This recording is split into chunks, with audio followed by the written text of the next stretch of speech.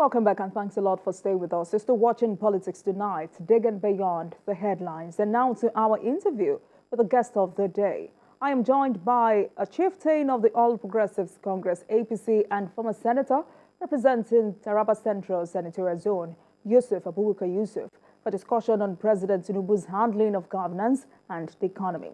Thank you very much for joining us, Senator. Thank you very much. Right. So let's start with one of the stories I read earlier, and that's the resignation of the APC National Chairman, Abdullahi Adamu, and the National Secretary, Yola Omishiri. What's your view on this? Well, thank you very much. My view is very, very simple. It has been a turbulent, period for the leadership of APC.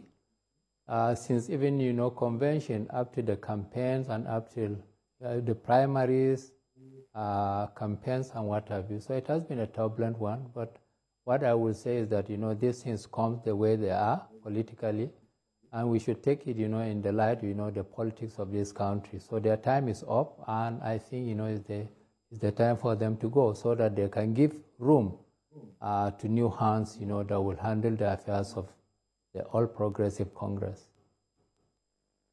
So how will you advise the party to handle this to avoid a negative fallout? Well, the party, will handle this, in a very, very, very easy form. Senator Obakar Kyari, who has been the deputy, chairman North, he has been part and parcel of the management of the party from inception. They came together, and also, the deputy chairman, in charge of North, in charge of South is also, there. So in the National Working Committee is only, two people that are out, and I think they should be able to work diligently, to actually, stabilize, the party. All what the party needs is, of its own motto, just go, and then unity, justice and unity.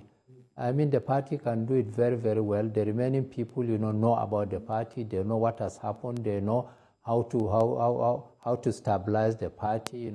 The chairman has always been, as we read in the papers, has been, a major issue, and the secretary. But they are out now. I think the party should work towards the, stabilizing, its own, management. All right, then. So let's leave that for a moment. Let's talk about the National Assembly. A new leadership and principal officers of the 10th National Assembly have emerged. What's your view on their ability to provide purposeful leadership for the legislature?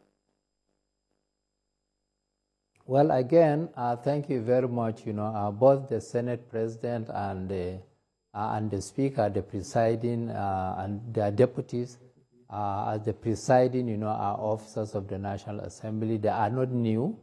They have been known. They have worked so hard. The Senate President was in the 8th Assembly. The Speaker has been there all through. The Deputy Senate President was in the 8th Assembly. He has been member of the National Assembly. So, and also, the Deputy Speaker. So I think, the National Assembly is in good hands. And I think, they should manage, the unity, to unify, the National Assembly, and they move forward with the exercise of being, parliamentarians. Senator, you were a member of the 8th and 9th Senate, which many tagged as rubber stamp. Were you people really rubber stamp? Pardon? You were a part of the 8th and 9th Senate, which many tagged as rubber stamp. So I'm asking, you're here. Were you people really rubber stamp? Well, both the 8th Assembly, the 9th Assembly, yes, I've been a member, but, many people talk about this rubber stamping. The senators, the members, House of Representatives, who have been elected by the people and representatives of the people, have not been elected to come and antagonize, the executive. What they are coming to do is to work with the executive for the benefit of this country. So I don't think there was any rubber stamping in any way. both, at the 8th Assembly and at the 9th Assembly. So there wasn't anything like rubber stamping. All right, so why do you think some Nigerians share that view?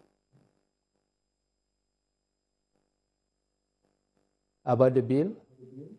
About being rubber stamped?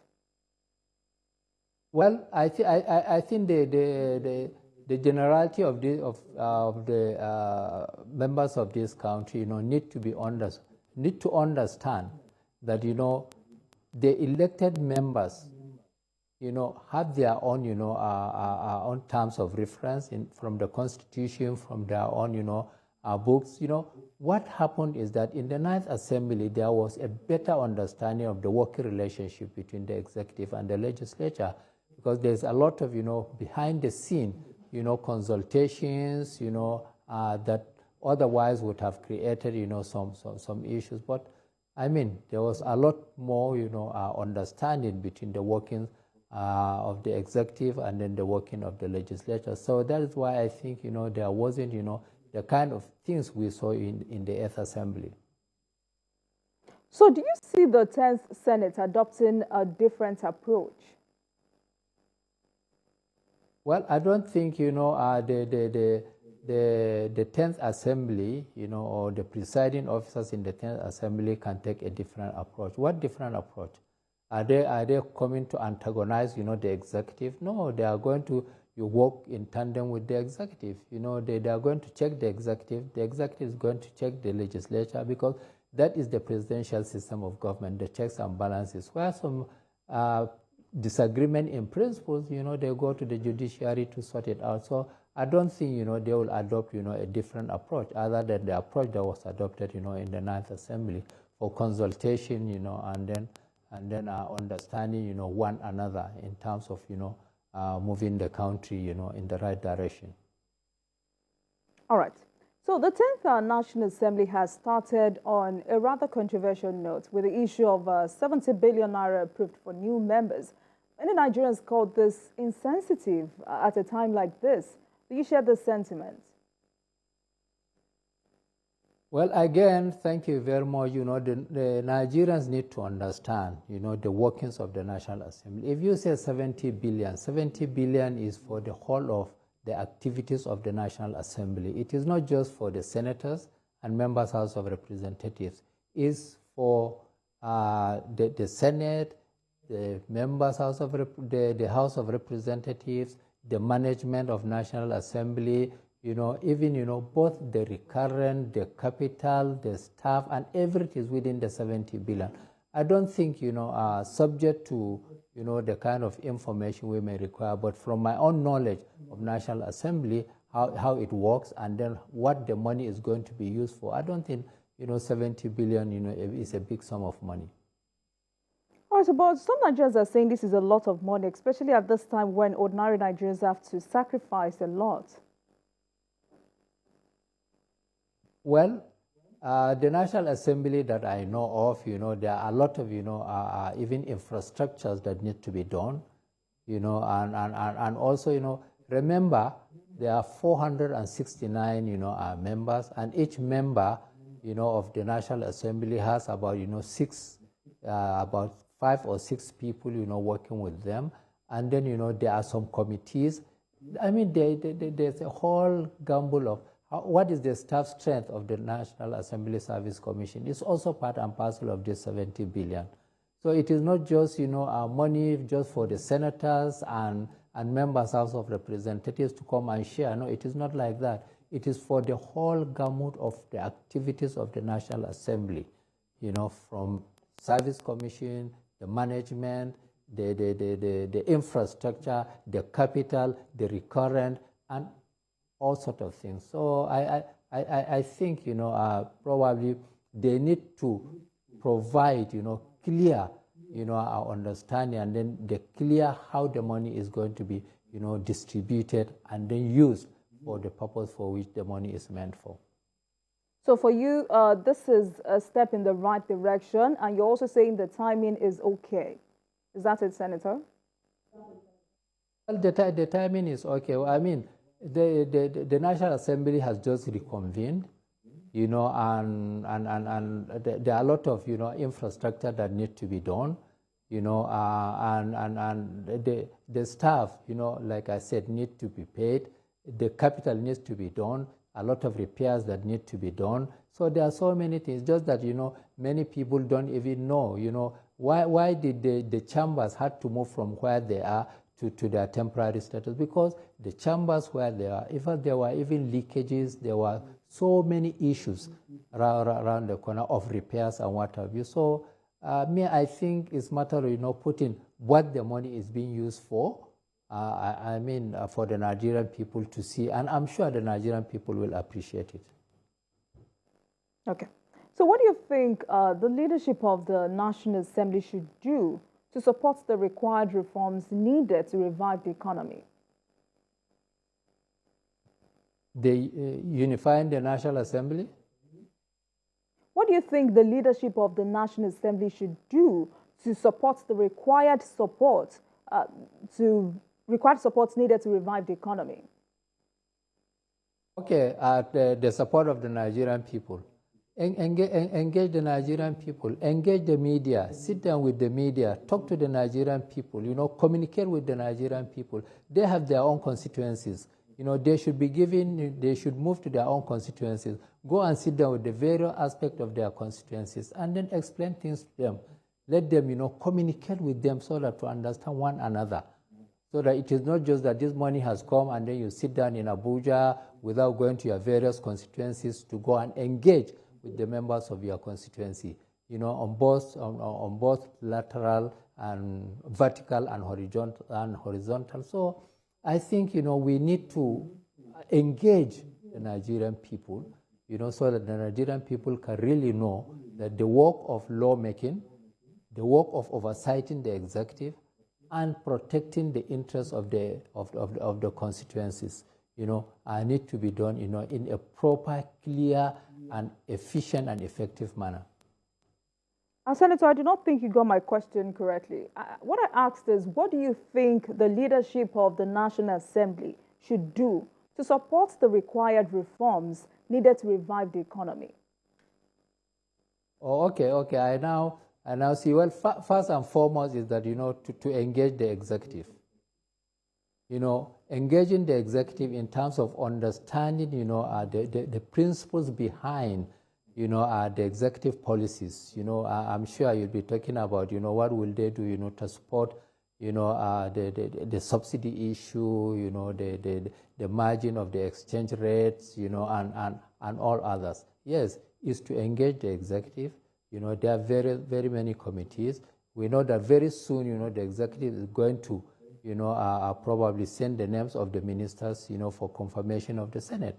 And it is after that, you know, there should be a strong and tighter relationship with so much, you know, our understanding of how the economy, you know, should move in terms of making the benefits, you know, for the common man in this country. So I think it's a matter of close communication, you know, behind the scene discussions, you know, and then, you know, doing their own oversight job in the best way they could. All right, so let's move on to another issue. That's petrol subsidy removal and the need for palliatives. How will you describe the way President Tinubu has handled the matter? Which of the matters? The issue of petrol subsidy removal and the need for palliatives. How will you describe the way President Tinubu has handled the matter? You see, subsidy, you know, is a very complicated issue, you know, and it ought to have been removed long time ago. But, you know, he has just come in and he decided, you know, to take the bull by the horn to remove the subsidy. But behind removing the subsidy, you know, one thing I would suggest is that, you know, we should look at the economics of why the subsidy in the first place. We should go to the you know, a fundamental. The fundamental is simply the value of the Naira. Today, if the value of the Naira vis-a-vis the dollar, let's assume it's 300 Naira to a dollar, we might not even, you know, talk about subsidy. So it is now, let us, you know, take a proper understanding. Is our Naira overvalued or undervalued. You know, this has been a serious issue, but a lot of people don't seem to want to look at it from that point of view. For me, in my own, you know, opinion, I think our Naira is undervalued. And if the Naira in reality is undervalued and superficially, you know, people think that it's overvalued, and you are taking, you know, the policies, you know, to attack overvaluation instead of you know, to look at, you know, the undervalue of the Naira, I think a lot of things, you know, needs to be. So we need to look at the fundamentals so that, you know, we can adjust the fundamentals vis-a-vis the value of a Naira, vis-a-vis, you know, the other foreign currencies. The president has earmarked 800 billion Naira for 12 million Nigerians. How adequate do you consider this to cushion the effect of subsidy removal on citizens? Well, again, you know, I will just give you my opinion. My opinion is simple. Who are the primary beneficiaries of the subsidy removal? For me, you know, I think government should not take it 100%, you know, on the palliatives. Government should provide the enabling environment, you know, for the palliatives, you know, to be effective. One, we know that the transportation sector is very, very important. You know, and then, you know, and also, you know, the movement of goods and services, which is also transportation, you know, the labor side of it, you know. So all these things, I think what the government should do, in my own opinion, you know, should look at it in such a way as to provide enabling environment.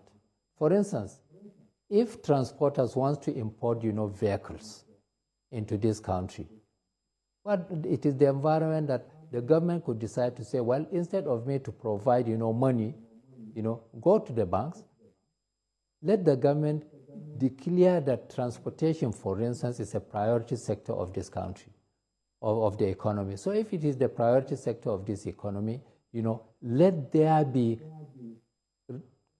concrete relationship between the monetary policy and the fiscal policy. How will it be done? You know, the banks are not being utilized. The banks are not being used for the purpose for which they are. A licensed bank, you know, has the guarantee of the sovereign. What are they paying for that guarantee? Therefore, there should be what I call guided sectoral allocation of credits.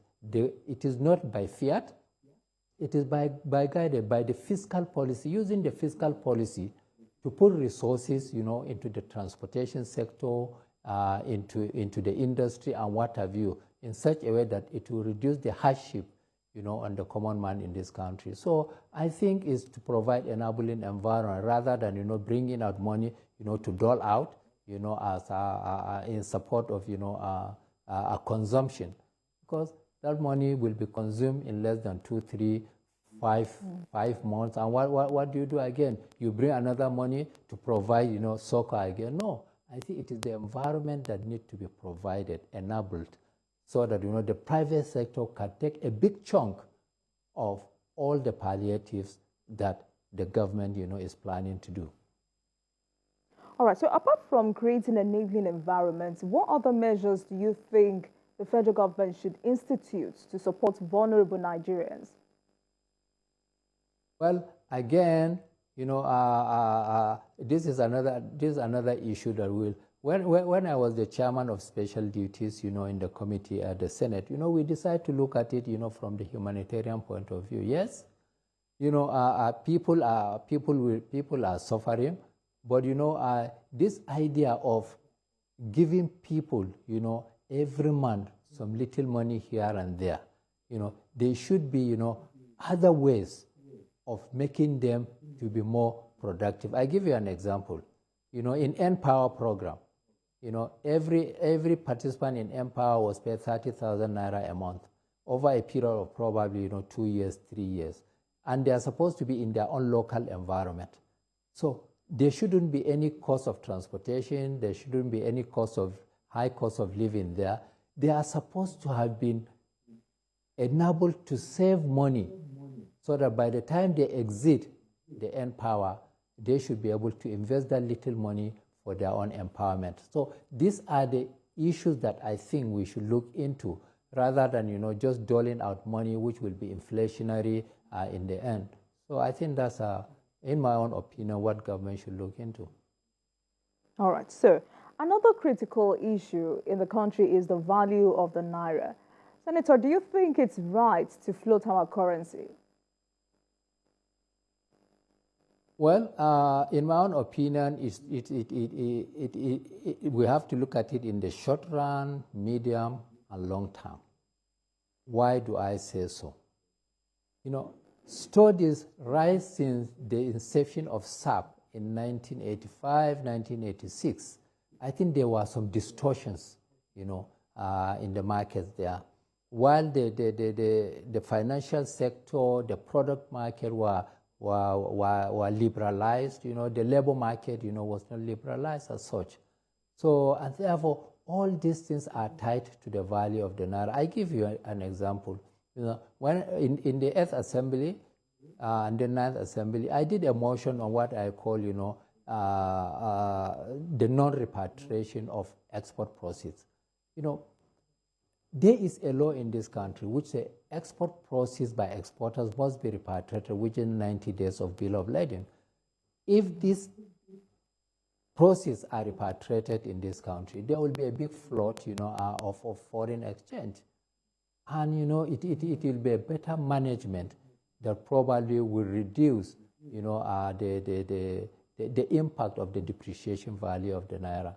For instance, are we getting, you know, the whole value of the crude oil that we export in this country? Studies have shown that we do not get more than 60% of the value of the export of crude oil value out of this country. So if you discount the Naira value, you know, by 40%, what will you get? So there are so many things that need to be applied to look at it. What is the concrete? What is the fair value of the Naira? Rather than just, you know, speculative way of doing it. I think we are not looking at it in the right direction. So what do you think is the right direction? Well, my suggestion is simple. You know, my Naira, the Nigerian Naira, is undervalued. It's not overvalued. It has been recently, you know, supported, you know, by some World Bank experts. So we look at policies that are going to improve, you know, our export earnings, so that we can generate more export proceeds, so that we can build a reserve, and then look at the Nigerian person. We have pensions for importation of foreign goods. The luxury goods that we import into this country, we can't afford it. So government should look at it in terms of how will they curtail importation of, you know, our luxuries into this country, luxuries we cannot afford. You know, so once government will tie its own policies of determining, you know, the rate at which, you know, we spend, you know, our little foreign exchange, how we are going to conserve it, how we are going to preserve it, I think, you know, together with getting the real value of the exports of our goods and services out of this country, I think we are going to get, you know, a better, you know, and a fairer value of the Naira.